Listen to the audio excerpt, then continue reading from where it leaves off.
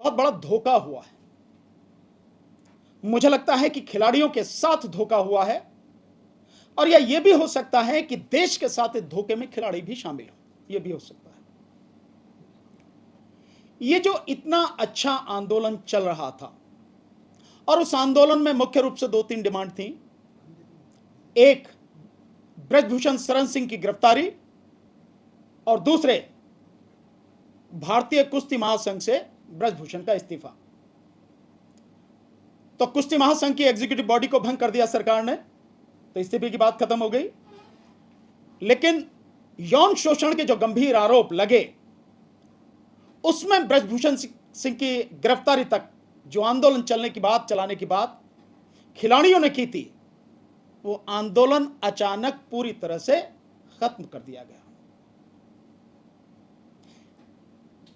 परसों गृह मंत्री के साथ में, अगर मैं डेट सही है तो शायद वो परसों ही है, परसों गृह मंत्री के साथ में साक्षी मलिक के पति और 1-2 कोच वगैरह, इन लोगों की रात को 11 बजे के बाद गृह मंत्री से मुलाकात हुई, और जो भी बात हुई उसमें इनके अलावा कोई शामिल नहीं था। न बजरंग पूनिया शामिल उसमें, और न ही विनेश फोगाट शामिल उसमें। ऐसा क्यों? ये दोनों शामिल क्यों नहीं? और केवल यही नहीं, उसके बाद में जो बात हुई कि 6 घंटे खेल मंत्री अनुराग ठाकुर से मुलाकात हुई, उसमें भी विनेश फोगाट कहीं शामिल नहीं। क्यों शामिल नहीं? विनेश फोगाट ने ही तो जो एफआईआर है उसमें यह आरोप लगाए हैं कि देश के प्रधानमंत्री नरेंद्र मोदी को 17 अगस्त 2021 को ही मुलाकात के समय विनेश फोगाट ने ब्रजभूषण शरण सिंह द्वारा महिला पहलवानों खिलाड़ियों का जो शारीरिक शोषण किया जा रहा है, यौन शोषण किया जा रहा है, उस तरह के आरोप जो लगाए वो पहले ही 17 अगस्त 2021 को प्रधानमंत्री को बता दिए गए थे। अब प्रधानमंत्री तब से चुप, और अब अचानक जो बात हुई है वो बात 4-5 शर्तें सामने रखी गई। जैसा खेल मंत्री के से बात करने के बाद अब जो निकल के आ रही हैं, एक कि ब्रजभूषण शरण सिंह के परिवार का या ब्रजभूषण शरण सिंह कोई भी कुश्ती संघ में शामिल नहीं होगा। नंबर 2, चुनाव स्वतंत्र होंगे, और नंबर 3, ये जो खिलाड़ी हैं ये उसमें ऑब्जर्व कर सकते हैं चुनाव वगैरह में। और दूसरी बात कि 15 जून तक, आज तारीख है 9 जून, और 15 जून तक चार्जशीट फाइल होगी इन दोनों ही एफआईआर के खिलाफ।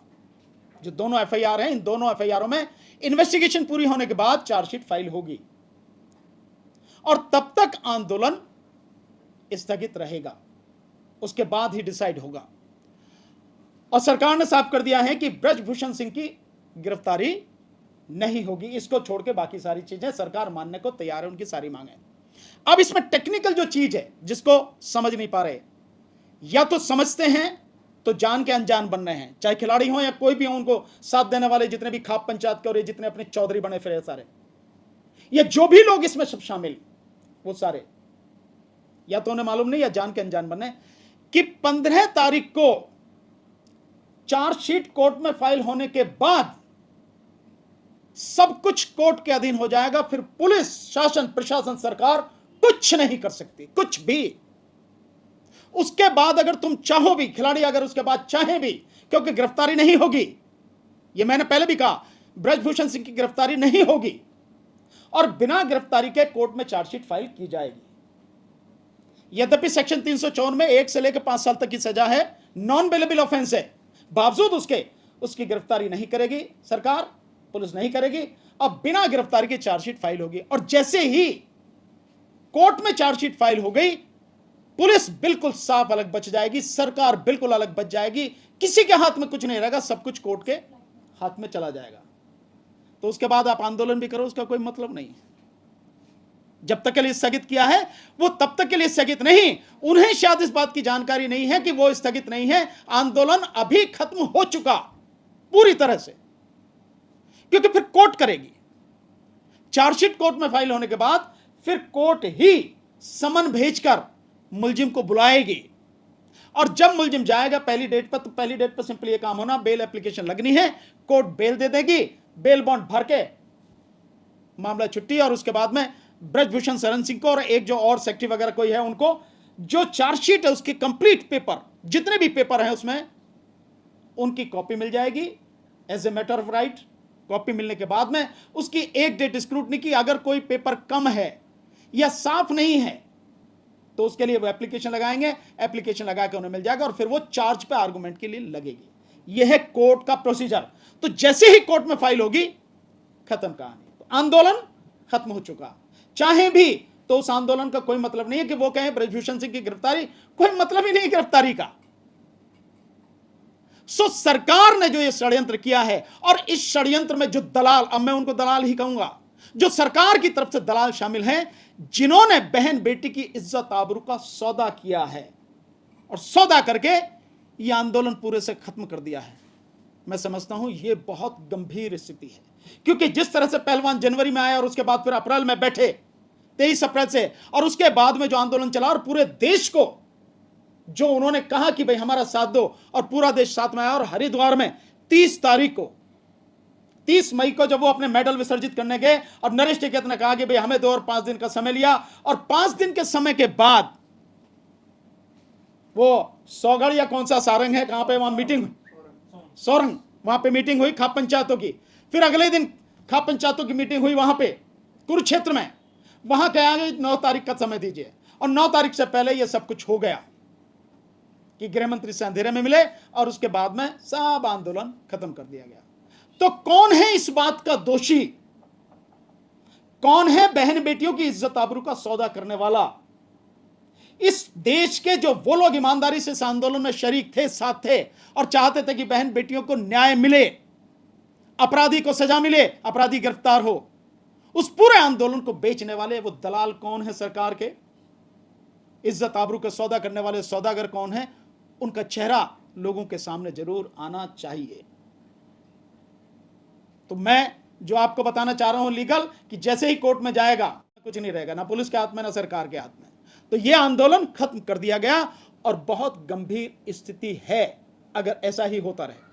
मैं अपने जीवन में करीब 5 आंदोलनों को देखा है मैंने, इसी तरह से दलालों के द्वारा सौदेबाजी होते हुए। एक आंदोलन 2017 में नवंबर दिसंबर में उत्तर प्रदेश में किया था, आंगनवाड़ियों का, पूरे प्रदेश में था, बड़ा जबरदस्त। जो लोग लीड कर रहे थे उन्होंने ही उसका सौदेबाजी की, खत्म कर दिया। कोर्ट का, वो भी कोर्ट का सहारा उसमें लिया गया था। उसके बाद में मैंने आंदोलन देखा, किसान आंदोलन को भी जिस तरह से दिया सब कोई जानते हैं। एमएसपी की बात को मैंने उसी दिन कहा था कि ये एमएसपी अगर अब नहीं मिली तो कभी नहीं मिलेगी, और वही हुआ कि एमएसपी का मामला वहीं कि वहीं छूट गया, जबकि एमएसपी मुख्य मांग थी। कृषि कानून के अलावा एमएसपी दूसरे नंबर पर मुख्य मांग थी, छूट गया। और उसी किसान आंदोलन में जिस तरह से गृह राज्य मंत्री टैनी के लड़के ने किसानों को कुचल दिया, वो सारी चीजें भी कैसे रफा दफा की गई हम सब जानते हैं। और उसके बाद में एक आंदोलन और, जो ओआरओपी का आंदोलन जो चला, उसी आंदोलन को करने वाले लोगों में से कुछ लोगों ने आंदोलन को बेच दिया, और आज भी शायद 2500 से ज्यादा दिन हो गए लगातार वो लोग जंतर मंतर पर धरना दे रहे हैं। 2 बजे जाइए तो आपको मिल जाएंगे वो लोग। और अब ये आंदोलन देख रहा हूं, और यह आंदोलन मेरी नजर में इसलिए ज्यादा गंभीर है कि यह बहन बेटियों की इज्जत आबरू से जुड़ा है। लेकिन जो अपने आप को चौधरी बनने, चाहे वो खाप के चौधरी हों, चाहे कोई भी मुखिया हो, उनमें से जो भी इस सौदेबाजी में शामिल है, इससे ज्यादा गंभीर स्थिति नहीं होगी कि अपनी ही बहन बेटियों की इज्जत आबरू के सौदागर हो आप। उनका सौदा कर लिया, आंदोलन को खत्म कर दिया, इसलिए आप लोगों को बुलाया। अब आप जितने भी साथी चाहें सवाल पूछ सकते हैं। इसलिए हमने कहा है कि हम इन आंदोलनों में लगातार पूरी ईमानदारी से साथ में रहे हैं। तो देश के लोगों को यह बात पता लगनी चाहिए कि इस आंदोलन का भी सौदा हुआ है। सौदागर कौन है, उनका पता लगना चाहिए, सभी को प्रयास करना चाहिए।